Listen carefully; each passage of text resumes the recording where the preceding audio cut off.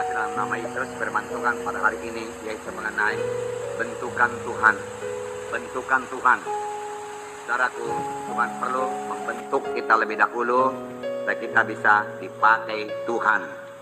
Tidak cukup hanya sudah bertobat, sudah menyerahkan diri saja, tetapi kita perlu dibentuk oleh Tuhan, saudara. Minggu yang lalu kita telah melihat mengenai Yusuf. Yusuf dalam perjanjian lama. Yusuf anak Yakub.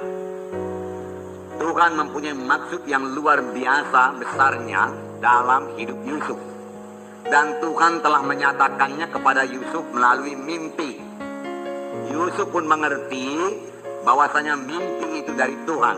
Dan Yusuf pun tahu bahwasanya dia akan menjadi pemimpin yang besar, di mana orang-orang termasuk saudara-saudaranya menyembah kepadanya. 2 kali mimpi itu berlaku, saudaraku, untuk memastikan bahwasanya memang Tuhan betul-betul, memang Tuhan pasti menyampaikan maksudnya tersebut pada Yusuf. Tetapi apa yang kita lihat pada Yusuf justru kebalikannya. Yusuf mau dibunuh oleh saudara-saudaranya. Yusuf dicampakkan dalam sumur. Kemudian datang orang Ismail, dia juallah Yusuf kepada orang Ismail tersebut sebagai budak.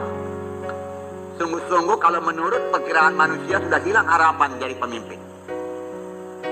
Pada waktu itu kalau seorang budak tidak ada lagi masa depannya. Sampai anak cucunya tetap budak terus. Nah, kelihatannya saudaraku, yang jadi kepada Yusuf sangat bertentangan dengan mimpinya. Tetapi Tuhan kita Tuhan yang ajaib, Tuhan yang berkuasa, Tuhan yang tidak berubah dari zaman ke zaman. Apa yang difirmankan Tuhan pasti digenapi Tuhan. Apa yang dijanjikan Tuhan pasti digenapi Tuhan. Walau bagaimanapun besarnya gelombang ataupun keadaan-keadaan yang menghalangi maksud Tuhan tersebut jadi. Sepanjang kita setia, sepanjang kita percaya terus. Yusuf tidak pernah melepaskan visinya. Yusuf tidak pernah melepaskan mimpinya itu. Itu sebabnya dia tetap teguh. Apapun yang jadi kepadanya, apapun perlakuan saudaraku yang diberikan kepadanya, dia tetap saudaraku memegang visi yang daripada Tuhan, memegang panggilan Tuhan itu, dan tidak mau jatuh kepada dosa, dan tidak mau membalas dendam, saudara. Saudara, kemudian Tuhan bermurah, Tuhan menyertai Yusuf. Kemudian Yusuf beroleh keluasan hati dari Potifar yang menjadi tuannya. Yusuf menjadi hambanya. Namun saudaraku, iblis saudaraku belum berhenti bekerja, saudaraku. Dia mau menjatuhkan Yusuf. Dia mau menghancurkan hidup Yusuf melalui istri Potifar yang menggoda Yusuf dari hari ke hari, dari hari ke hari, supaya Yusuf jatuh pada dosa hawa nafsu. Tapi nyata Yusuf teguh, saudaraku. Dia tahu kalau dia sempat jatuh kepada dosa, panggilannya hilang. Dia tidak akan sampai kepada mimpi yang diberikan Tuhan kepadanya. Tuhan sendiri mau menyampaikan mimpi itu.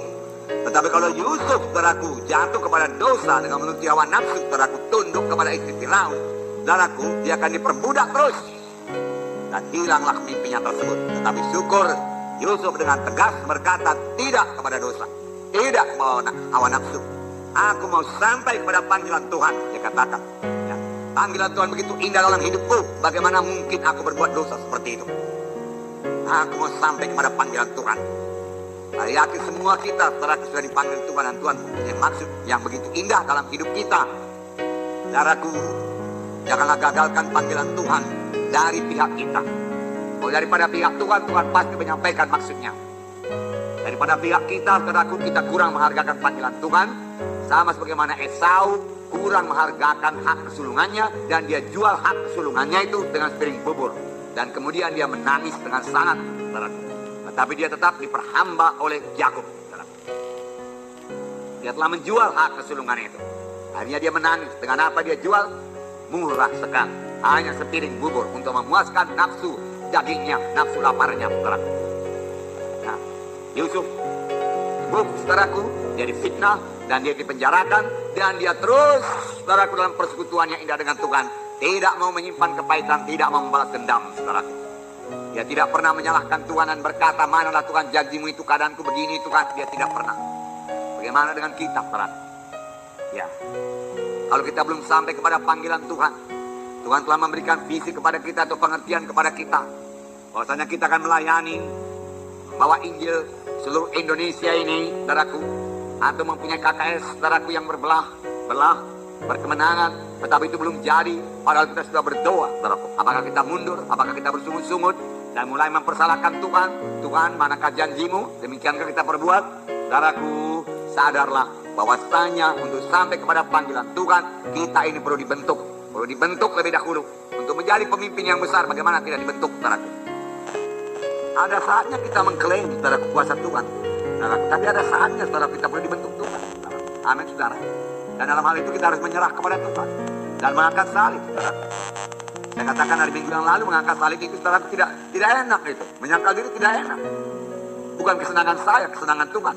Kalau saya mau menyenangkan Tuhan, saya menyangkal kesenangan saya. Jadi bentukan itu sering tidak enak bagi tubuh ini, saudaraku. Tidak enak bagi tubuh ini.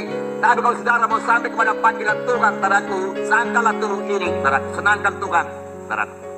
Nah, perlu juga saya katakan, saudaraku, bahwasanya untuk dipakai Tuhan, untuk menjadi pelayan Tuhan, saudaraku, dia baca firman Tuhan, patuh kepada atasan, saudaraku.